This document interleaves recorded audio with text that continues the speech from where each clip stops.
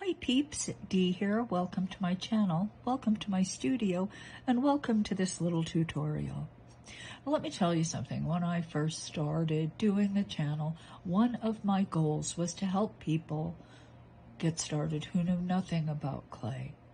You know, people who didn't have a pasta machine, people who didn't know that you cure it in the oven, people who didn't... These people. Because you know what? I remember being one of those people. And when I started Polymer Clay, we didn't use pasta machines. So, well, I remember what we had to do because we didn't have pasta machines. Now, this class is for someone who doesn't have a pasta machine, doesn't even really know if polymer clay is something they want to pursue, but doesn't want to make the investment in a pasta machine and a variety of tools to find out whether they want to do it or not. So that's why I'm doing this class. Now, this is my book on Millefiori. It's The Art of Polymer Clay. And I'm just showing you this because I want to show you what Millefiori is in case you do not know. It is constructing pictures through a length of clay. Okay, so it's sort of like three-dimensional painting or drawing. Now let me see if I can find... They're all so short. They're kind of shorties. Okay, so here is one of the most basic canes. It's called a jelly roll. And this image you see on the end runs through the entire length of the cane. Now, the real magic happens when you reduce it by compressing and pushing the sides and stretching it out. You don't lose the detail of that jelly roll. Now, we're not going to make a jelly roll today. We are going to make something else. Something that requires these particular things. So let's get started.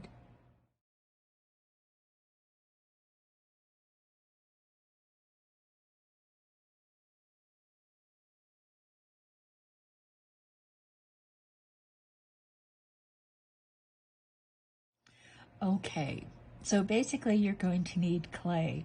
Now, if you are a new person, if you're watching, I assume you are, then you don't want to use this brand, Kato POLYCLAY. I would not advise or recommend that you use my clay. The reason is because without a pasta machine, you do a lot of things manually with your hands. And this is probably the most difficult clay to condition, which is what you're going to have to do. Conditioning is taking this clay and mushing it around and folding it and pushing it back together and rolling it and folding it and twisting it if you do it manually. If you do it on the pasta machine, you just compress it a bit with a rod. You take it to your pasta machine, and by folding and rolling, you mix the clay back to close to its original formula mixture. So you're going to want to use a clay that's much easier for you to do with your hands.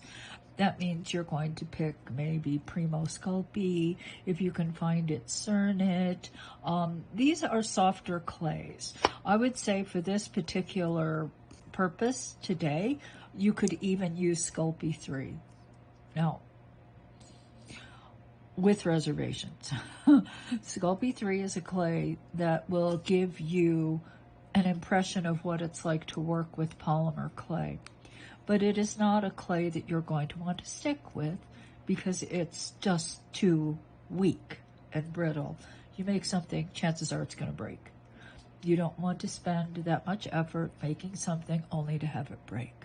So I would say just to find out what polymer clay is about, just to get an impression of what it's like to work with, you can use Sculpey 3, okay? This is just for your exploration period, okay? Now, I don't have anything but Kato POLYCLAY, so I'm going to use Kato POLYCLAY in orange and white. We're going to make an orange slice, okay?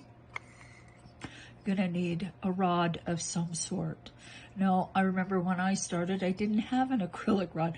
I think I took my mother's rolling pin or something, you know, but I did not have an acrylic rod. So I was kind of left to scrounge around and look for anything that was smooth and flat, like so. And about this diameter, which is more than an inch. Yeah. So you're going to cruise around your house looking for something that works. Because we're not using a pasta machine, we're going to use playing cards. These are my ukiyo-e playing cards. I don't play cards, so, I mean, I don't generally play with cards. So this is perfect. Anyway, you can use business cards as well if you have those. All right, so let's get started, because the first thing we have to do is condition this clay. So we're going to start with the white. Okay, so you're going to take all of this packaging off, like so. And let's just take a quarter of it. Now, once again, if you're using a much softer clay, there are some clays where you can probably take the whole block and mush it in your hands and get it done. My clay, as I said, it's a little bit stiffer, and the white is not as stiff as the others. So for me, I'm just going to start compressing it in my fingers like so, like this. And for you, if you're using a really soft clay, you're just going to go like that, and you probably get it done really fast. So I'm just doing this number. Now, you know what helps? Taking your rod, whatever rod you have found around the house, and flattening it like this. Okay. So all of this is part of the process of sort of activating the clay. You see, it's made in the factory and everything is all nicely uniformly mixed up and, you know, just perfect. And then they package it and they ship it to a store, and over time the clay advances. And what that basically means is that the wet ingredients are separating from the dry ingredients, and that changes the quality and the nature of the clay. What you have to do is restore it to close to its factory mixed condition. Yeah, I know, it's kind of a pain. Well, it's more painful for me because I'm using a stiffer clay. So let's just roll this out like so. I'm gonna fold it and twist it a bit. Roll it up again. And as I said, I'm glad I'm doing this as a demo because you will see how much easier it is if you're using a softer clay. Now, why would you use Kato POLYCLAY? Well, because it's really, really strong. And so I can make things that are quite thin and quite durable. Yes, and you know what? I like that. For earrings particularly, sometimes you just want to make a nice little pair of earrings. You know what? I'm going to get a pair and show you, because I believe these show Kato POLYCLAY to its best advantage. And why? See these earrings? See how thin they are? I can only do that because this clay is really, really strong. It's not going to just break. They're not just going to snap. Okay? So, there is one reason. And to me, it is probably the primary reason. Number one, why I use it. I don't like heavy jewelry, but I like big jewelry.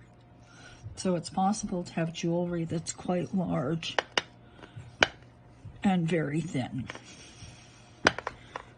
It's very strong. Okay, so I'm getting there. but it's so much easier. I'm going to show you now with the pasta machine, okay?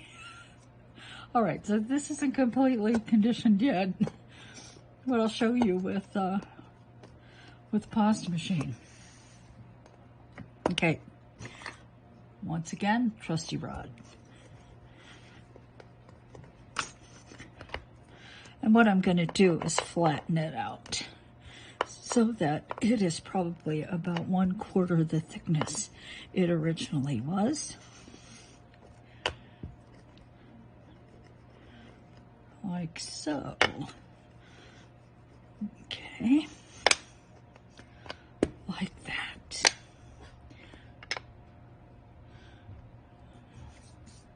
Now I'm going to take this and roll it through the pasta machine. Through the thickest setting first. I have to clean the bottom of the rollers.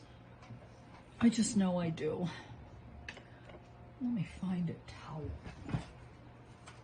I have a jillion towels. I can never find one I need.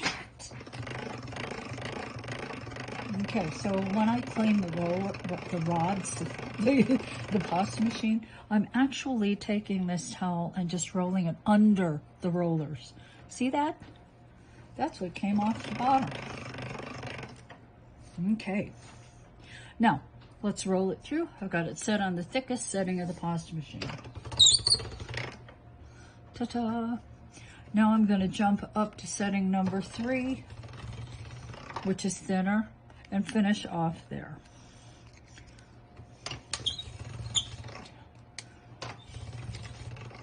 My machine needs a little oil.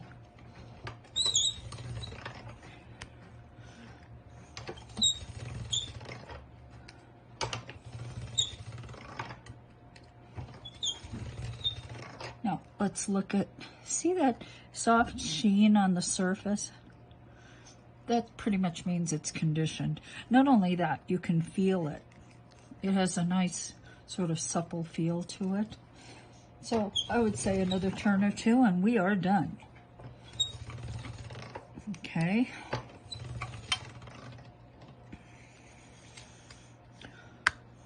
Done.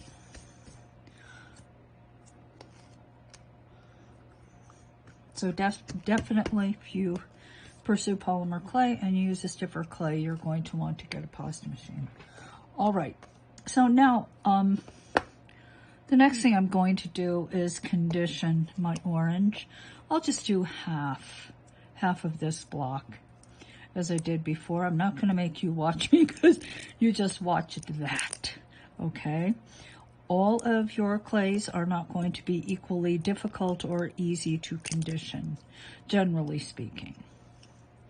You may run into clay that's harder or softer.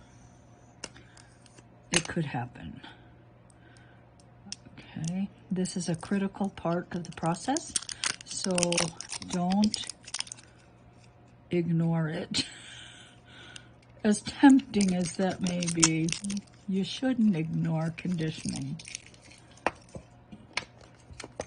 This is the biggest pain, is getting the packaging off. Okay, so let me finish this up and I'll be back because we're going to make an orange, like orange the fruit cane. All right. All right, so before I condition this, I just want to take a look at it. And this orange is quite intense, isn't it? It's very intense orange. And oranges tend to be not quite this intense, I think. So you know what we're going to do? We're going to add some white. Now, how much white? I'm going to guesstimate that much, okay? But I would really like this not to be that sort of deep, intense orange. There's nothing wrong with it, really. There's nothing wrong with this. Now, if you wanted to make an orange slice that was a lot more accurate, you'd probably want to add translucent to this orange. Yeah, we'll talk more about that in a moment, but let me work this in. Okay, so here is the orange with the white. Here is the original orange, and it is more deep. The orange is more deep. Not significantly, I would say. So I'm going to mix more in. Maybe like so.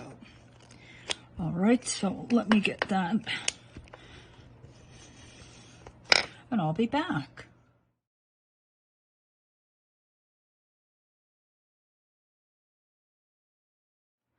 All right, so you can see the two oranges now. I like this better, so I'm going to leave it just as it is. This was half a block of clay. Generally speaking, that's 1 ounce. 1 ounce. All right, so what I'm going to do is roll it up into a cylinder. Now, your clay will not be in sheet form. So just try to form it into a cylinder shape, okay, in your hands.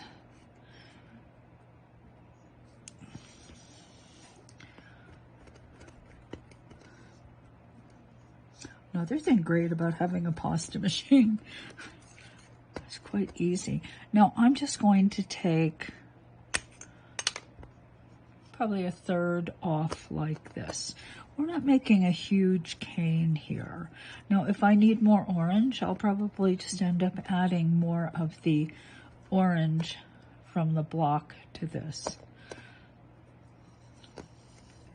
Because we have the inside of the orange, and then, of course, we have the outside, right? Yeah, we do. Okay, so take your cylinder, and you want it to be rather short. If it's short like this, you can wrap it. We're going to wrap it with white. If it's short like this, that means that you can actually roll a thicker sheet. If you spread this out long and skinny, you have to wrap it with a thin sheet. Okay, so let's just start by flattening it out. Now yours, once again, you don't have quite the same sort of shape, probably because you're starting with clay that you have conditioned by mushing it around in your hands. Now, if you want this clay to be a uniform thickness, let's grab our cards. Let's just say to begin with 5. That's how thick 5 cards. Let's make that 4 cards. Okay. You're going to put your 4 cards there. 2, 3. And then you put 4 cards on the other side. Like so. Now, my clay is stuck to my table. And I really want it to stick because, you know what? If it's not stuck to my table, it's going to stick to this rod.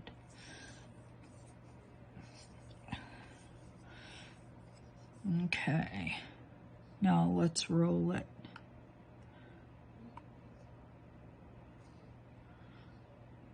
Just kind of roll it.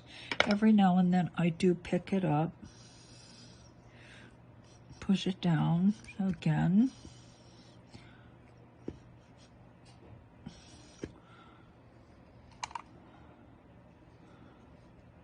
Okay.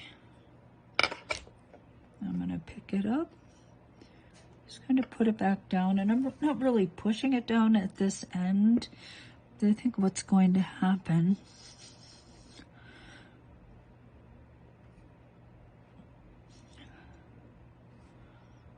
is I want the clay to be able to move, and if I push it down too hard onto my work surface, what happens? Of course, it doesn't move. It doesn't want to move. Okay, let's pick her up again. Reposition. It's getting thin down there.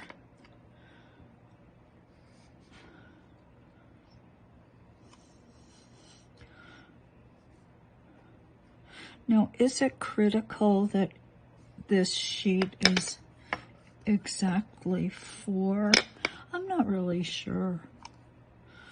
Perhaps not. But I want to show you what we used to have to do.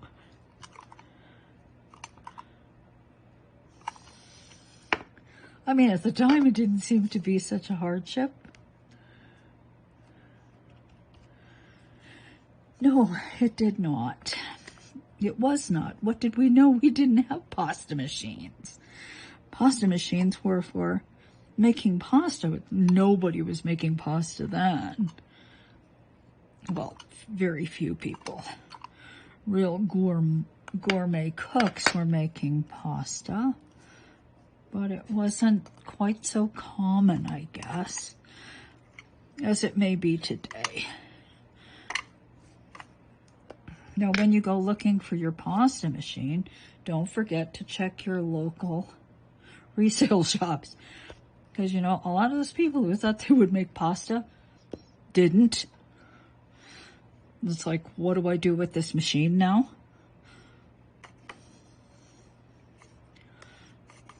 All right, so I think that's not bad. Feels pretty even to me.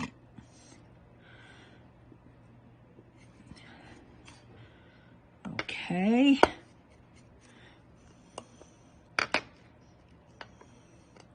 Not bad. Not too bad. There's the thickness. Okay. Does feel a little bit thicker at this end than it does at this end, but I will make that adjustment. Okay. I'm going to thin this end out just a bit. This feels a bit thicker to me. Okay, so that's the way we used to make sheets. It's kind of a pain. Kind of a pain.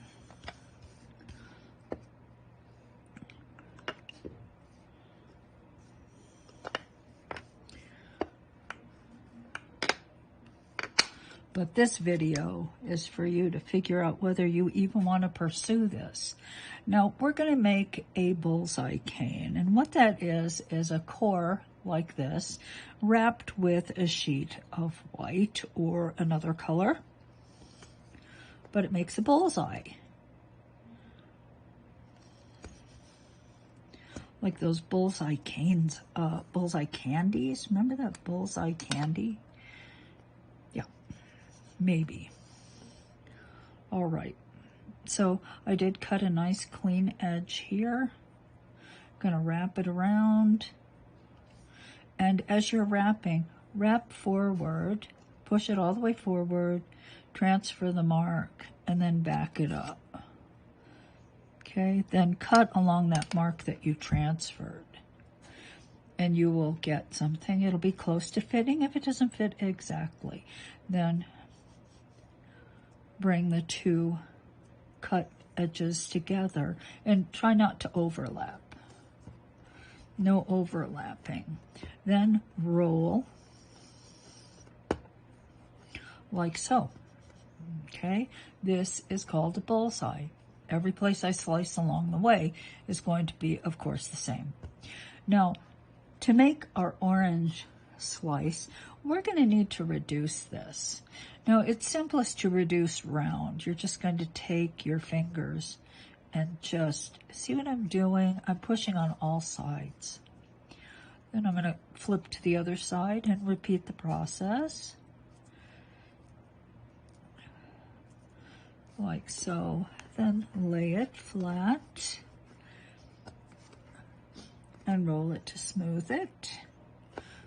Now, reducing something round is probably the easiest, I think.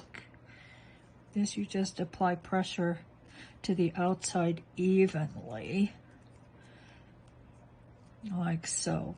Now, see how it's sucking back on the inside? That just means that the clay, the pressure that I'm exerting from the outside is not really reaching the center in the same way that it is affecting the perimeter. The perimeter is like, oh yeah, I'm moving. And then the center is like, I don't feel a thing. Are you touching me? I don't feel a thing. So there's always some, what we would call waste. Now, in this case, the waste is going to be minimal because there's no pattern other than straight orange, right? This isn't one of those canes with like complex animals or anything like that. So let's just reduce this out to 12 inches. And you can see what I'm doing here. I'm applying light pressure, I'm rolling, I'm moving my hands from the center out to the ends, like this. This is called reduction.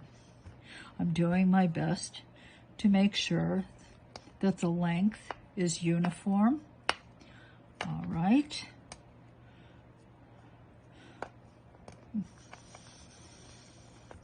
Just do your best.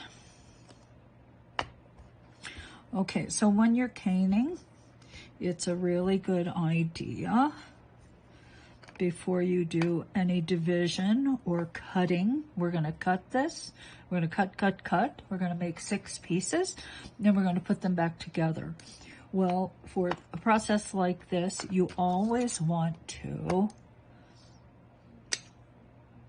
see, that's bad part of the cane. Thin slices like this until you locate a reasonably good part of the cane. Now, I'm going to say that's reasonably a good part of the cane because when I put it together and reduce it again, I'm going to have waste on the end again. But I want to make sure that the waste I have on the end is not like so big it ruins the cane. It ruins a lot of the cane.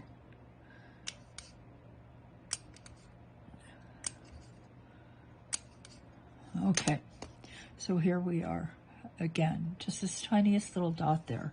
That's going to be fine. This is my wastage. Now this just goes in a pile of clay that you have set aside. Now, because this is just orange and white, I can mix this together to a new color.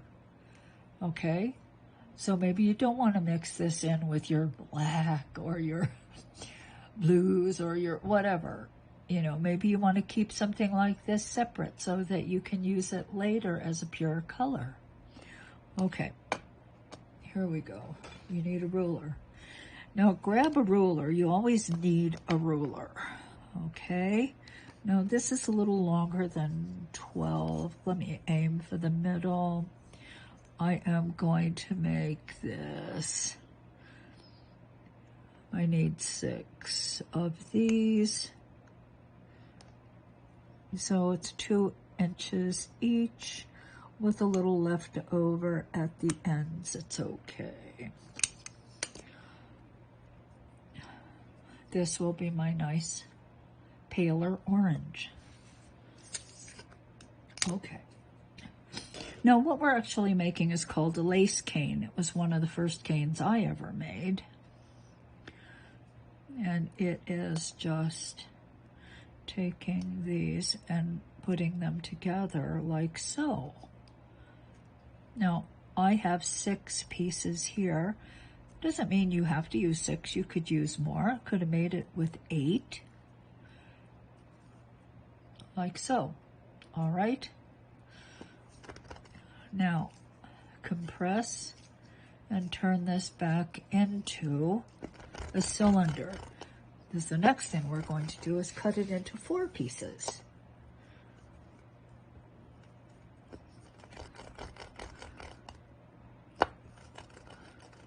Okay. Now for 4 pieces, let's just try to get this out to 8 inches.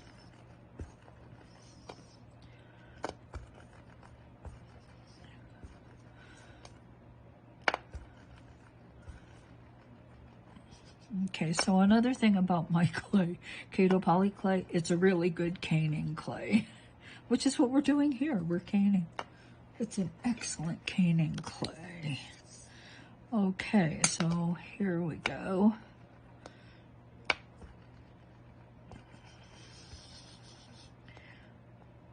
Yep, it's more than 8 inches just by a touch. Let's cut the ends again.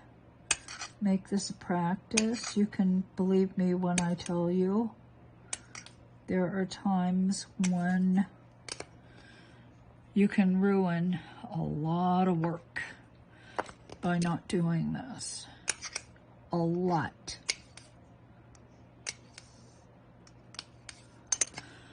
All right, I've added to my light orange.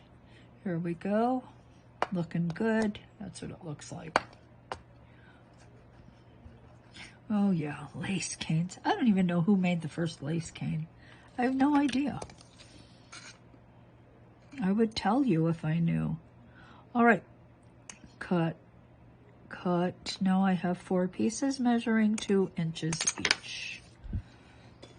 Now let's put these puppies together.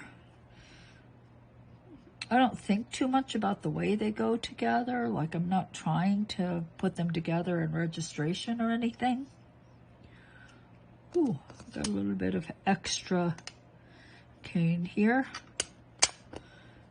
Okay, let's munch it together again.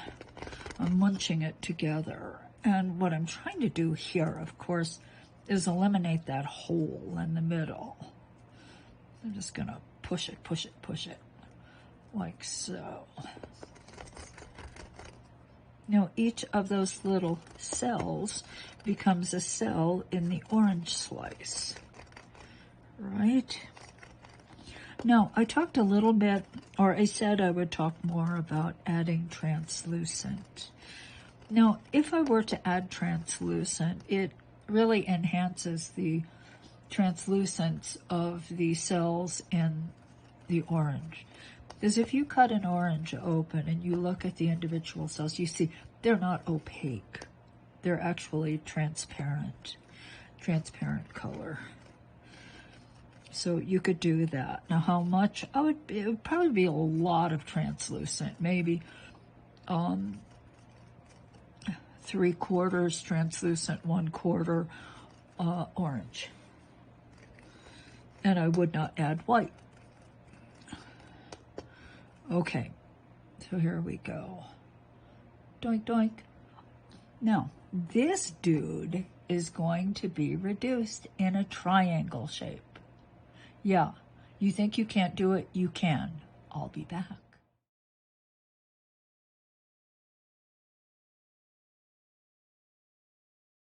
So turning something round into a triangle is quite simple. You're going to use your work surface to help you, and 2 fingers. Take your fingers, let me and push down, push down, push down. So I'm pushing the clay to my work surface like that and trying to pull a ridge up between my fingers, right? Pinch, pinch, pinch, like that. Pinch, pinch, and there's the ridge. Pinch, a pinch, a pinch. Like so. Ta-ta, we're almost there. Lift it, turn it to the next side.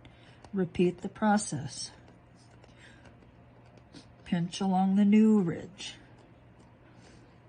Okay, pinch, pinch, pinch. Then flip it to the next side. Pinch, pinch, pinch. So we're just getting the basic triangular shape at this point. Okay. Now, the center seems to be, actually, it's pretty uniform, but from my perspective, it looks like the ends are a little bit smaller than the middle. So that's easily corrected. Just hold one end down and stretch. Stretch, stretch, stretch. And pulling and stretching just decreases the size of the clay you're stretching. Stretch, hold it down, stretch, stretch, like so. Okay, now the one thing, and here's a rule for you when you're reducing triangles, is that you never take your fingertips like here and here and position them right in the middle of a side, because what happens then is you create a dip. So it's like a dip. And believe me, that dip is almost impossible to eliminate. What you're going to do as you lengthen this piece is take this part of your fingers, here, not the centers, not the center of your fingers, but here on the edge and on the edge. You want to plant the edges of your fingers right here where this corner meets your work surface. Like that. Like that. I'm not pushing in the middle. I'm actually taking my fingers and dragging them along the two corners that are meeting my work surface. Like that. Okay? And as I'm pulling, I'm actually reducing. And every now and then, I can grip the ends and pull it out, just like so. It's like magic, right? Yeah, it's magical. So you really don't have to touch the cane all that much. When you're doing a triangle, you don't really have to touch the actual middle of the cane that much. You just sort of establish these nice sharp corners, your 3 corners. And once you establish those, you just use a gentle pull. You just pull. Now sometimes I do this as well. I will take my fingers and drag them this way. And see on my left hand how I'm lifting and pulling? Lift and pull. Lift and pull. You can flip it over. And while you're dragging, lift and pull. Lift and pull. Okay? If you find that the ends are getting larger, then just take your fingers and sort of pinch them down to the right size. Okay, there we go. When the clay is nice and soft, as it is now, you'll find that you can actually do a lot more pulling like this than actual pushing along the length of the cane. You just kind of stabilize and pull, stabilize and pull. Okay, there we go. Now, let's lop off the ends because it is kind of time to put everything together. Now, the one thing that I did not do that I should have done, it's been years since I made this cane. I'm going to have to do it the hard way now. Hard way. But it's a good lesson for you. I don't want you guys to do as I have done. I want you to do as I should have done. Okay? Yeah, I know. Bad me. Okay, when the cane was large, in its large iteration, I should have covered 2 sides with white. Actually, I'm just going to cover 1 side with white.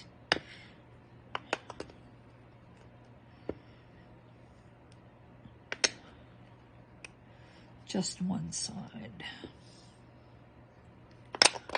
To make it easier for me at this point, because I want it to be a very thin sheet. Oops. Thin.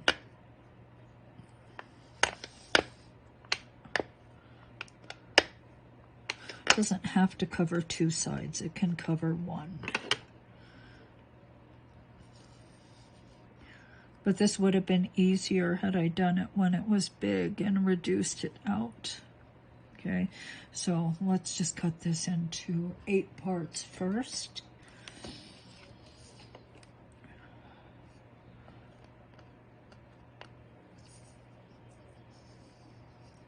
I have a little left over. I'm not going to do the math to divide it. I have 1.5 inches left over. So, you know, that 1.5 inches is just going to have to be.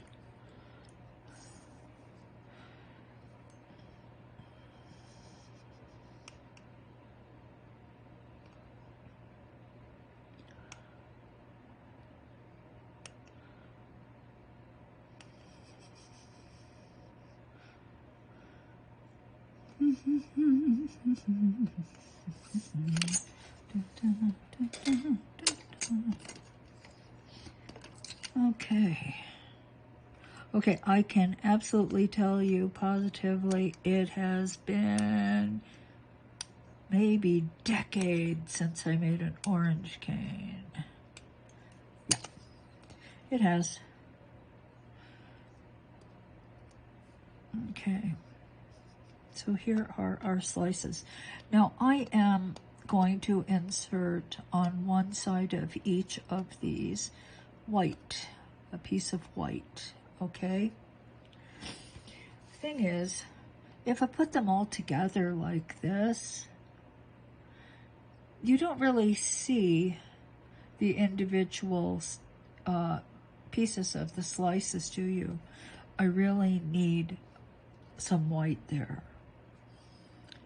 Okay, I'm gonna roll this through my pasta machine because, well, because, okay, here's setting number 8. That was pretty simple, wasn't it? So let's put 1.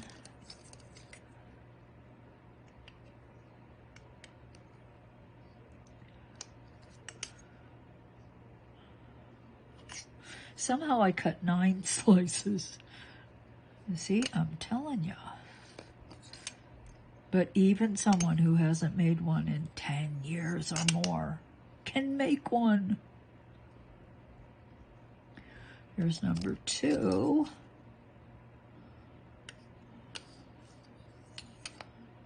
And they go together like this. So the white meets the side that isn't white.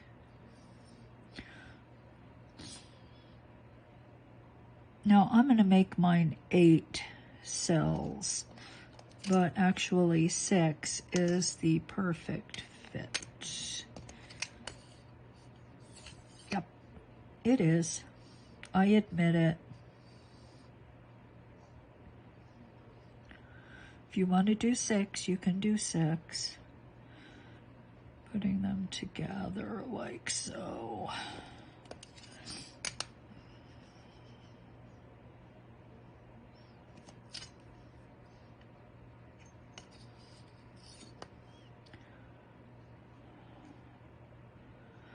Da, da, da, da, da, da, da, da, da, da, da, da. But you see, although 6 may be perfect, you can take 4 and turn it into a half. Da, da, da, da, da, da, da, da.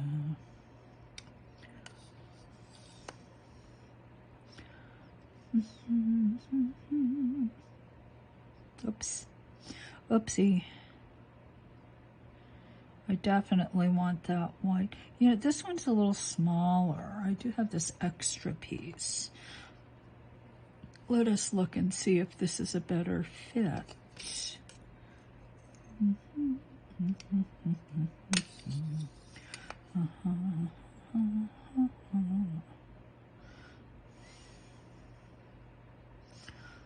Ta-ta. So let's work this in halves.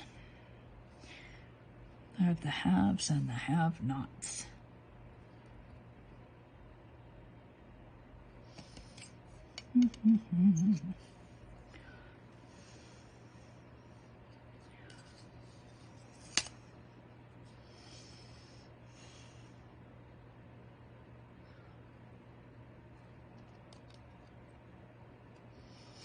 Okie dokie. So, yeah, so I think you guys know what I'm talking about. Do you? If you don't want to do it this way, which is to put one piece on every side, when it was big and I was explaining to you about triangle reduction, well, at that point, that triangle that I was reducing should have had one side that was white, like this, just one side.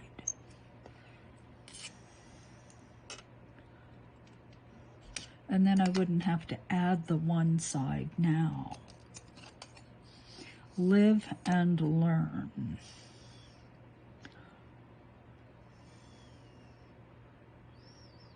Okay, so let's just force this into a half. Not a big deal. Like that, okay? You can even use your work surface and give you a hand like that. And this guy like that, and I have a hole in the middle. Well, usually oranges kind of do have a hole in the middle, don't they? So what we have to do is, did I do something wrong here? Oh, no, it's there. I didn't see it. I have to put a little bit of white in the middle. So I'm going to take a bit of this white and roll it into a little cylinder.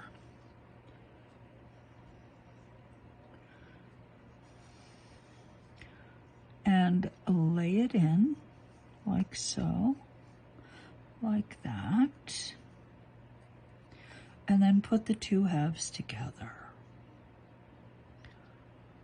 Okay.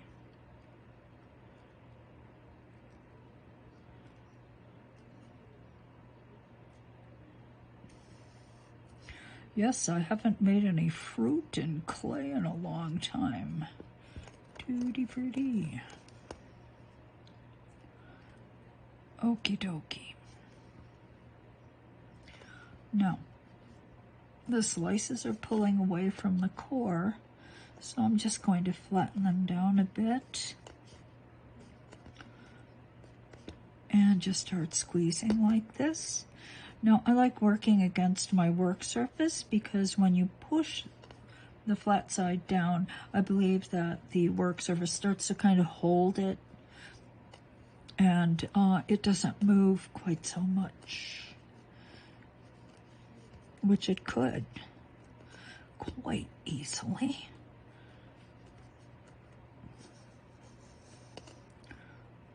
All right, now let's get going here. Now I have to wrap this with white again. So I don't want to make this too long this way, not yet.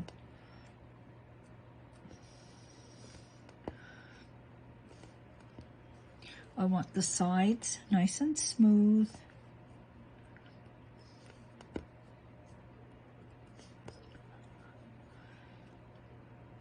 Like so. Okay, let's take some white and roll a sheet.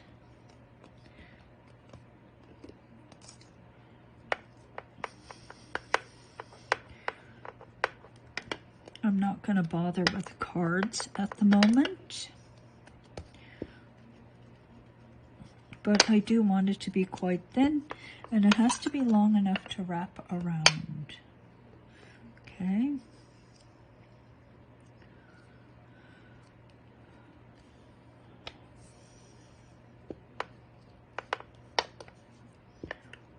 The clay really likes acrylic rods. Does.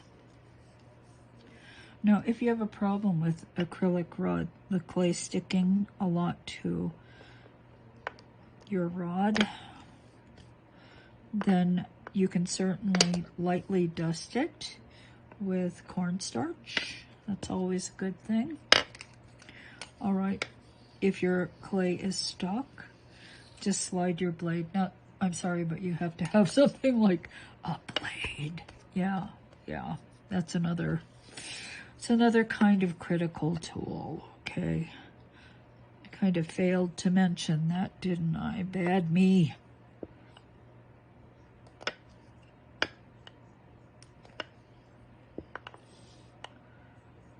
Now see the orange on the white clay? I'm not worried about that at all. I don't think it's going to make any difference in the cane. All right, if I want it thinner, I can even take the clay in my hands and stretch it. And you want to be very careful because you don't want to tear it, but you can certainly stretch it and thin it further. Okay, so let's just do this now.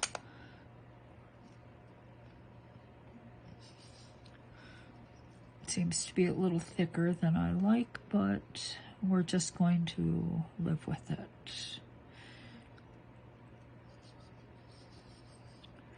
And you're going to wrap it around. Once again, do the transfer trick. Transfer the mark. And then cut along the mark that you transferred. Then bring the cut edges together. Boom. Okay, so the final thing we have to do is wrap this with this.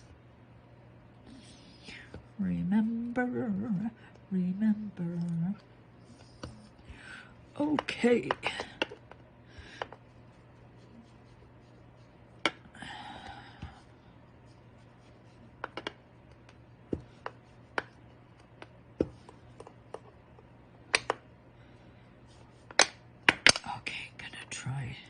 Just kind of stretch it out.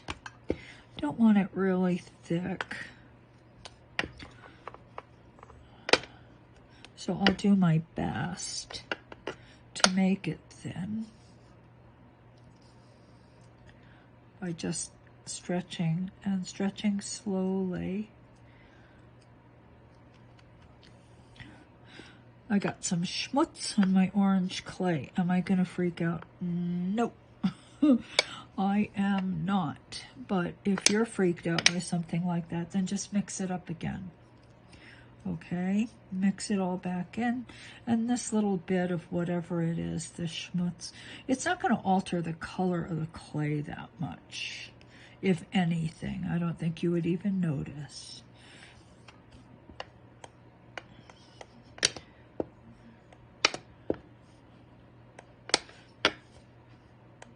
But that kind of depends on how much it bothers you personally.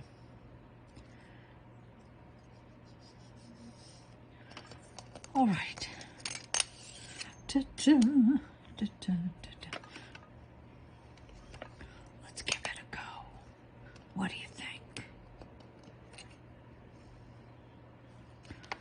Let's see if we made it orange. Of course, you can follow the same steps to make a lime or a lemon. You just change the colors. That's all.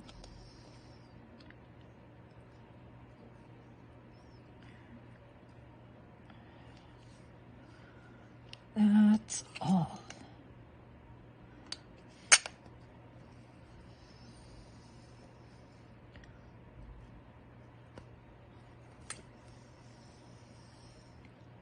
Okay, there we go. So let's take a slice off the end in the, that's what it looks like. Okay, ta-ta, it's an orange. Let's reduce it because that's where things get really interesting. Okay, so I'm going to start by just pinching the ends. Hello. And pinch and pinch and pinch like this. Okay, so I am not going to reduce the whole thing. You know why? Because it's hard to store these things. You can always reduce a cane. You can't really make it big again. Okay, there are some times when you can. If it's just like the simplest pattern, that is almost not a pattern. But it's much easier to store something this big and this tall than it is to store something that's this big and 5 miles long.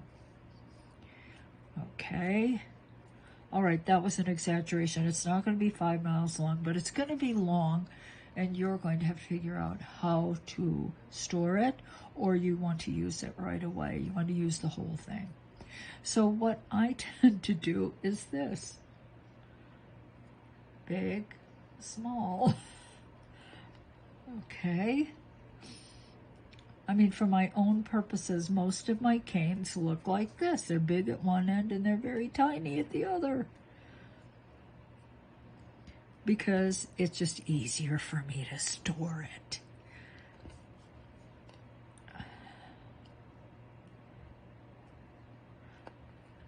Now, you can see what I'm doing. I've reduced the end, but now, see, I'm just pulling because the clay is nice and soft and supple and elastic. So,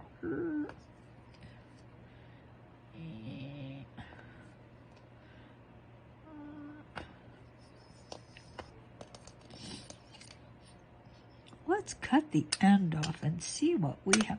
Look at that. It's eeny weeny. A teeny, teeny, tiny little orange. Okay. And we did it pretty much, well, I showed you, I cheated and I went to my pasta machine once or twice, but you know, primarily I showed you how to do this without a pasta machine. A cane. An orange cane. See? Okay. Okay, so all of this is just going to be a tint of, another tint of orange, right? It doesn't go in the scrap pile, it goes in the orange scrap, orange part of my color box full of clay. This guy too. Here we go. What am I going to do with it? Well, nothing at the moment, but if you do miniatures or anything like that, well, here you go. Now, let's talk about curing. You're going to follow the instructions on the package. Okay, whatever it says on that package, you do. Now, the good news is you do not need a special oven, just use your oven at home. Since we reformulated the clays, there's nothing toxic in them. You can cure it in your home oven and you'll be fine. Okay, so let me just cut some slices. I'm going to put them on a tile. All right, I do a lot of curing on tiles like this. I mean, of any shape. The important thing about a tile is that it's slick and shiny and smooth. Now, what will happen here, if I cure my slices on here, is one side is going to be shiny. Okay? If you don't want it to be shiny, then you've got to cure them on something else. Now, you can put a piece of Kleenex around a tile, piece of paper towel around a tile, you'll be fine.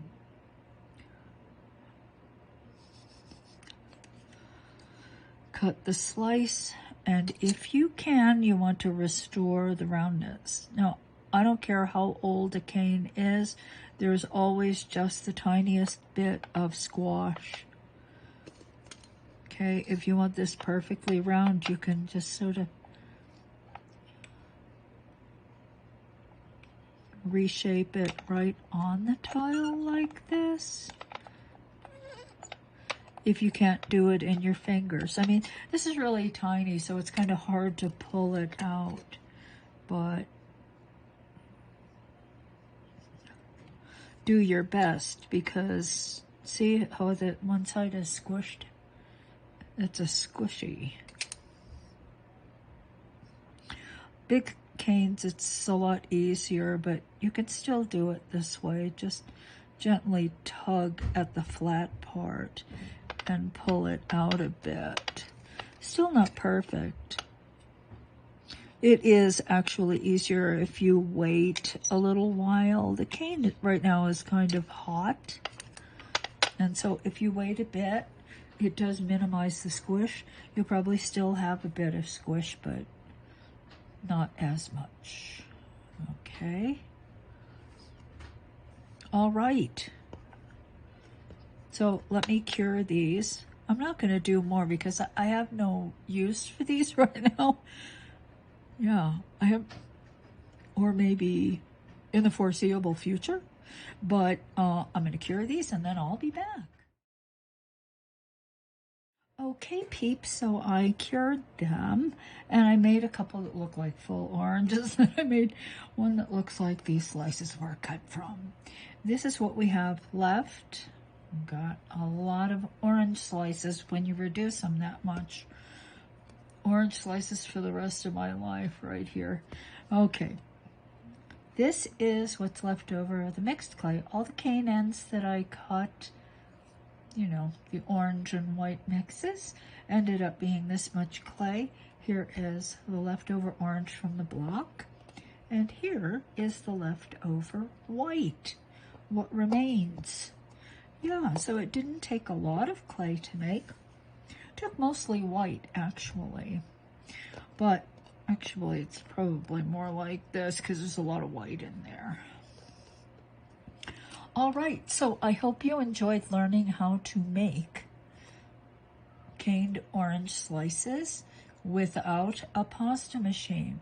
You saw where I made a mistake, and I told you how not to make that mistake, make your life a little bit easier. But, you know, you've got to try it to know whether you want to do it, whether you want to pursue it. Polymer clay is a wonderful medium. It's wonderful. It's so versatile.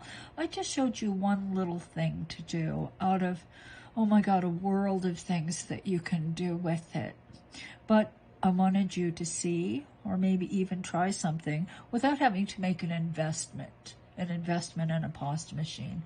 And by just being able to buy minimal product. Okay, so that's it for me. There are more beginning classes. If you're interested in polymer clay, I hope you'll watch them. And I think it's time for me to sign off. So that's what I'm going to do. I'm Donna Kato. Have a great day.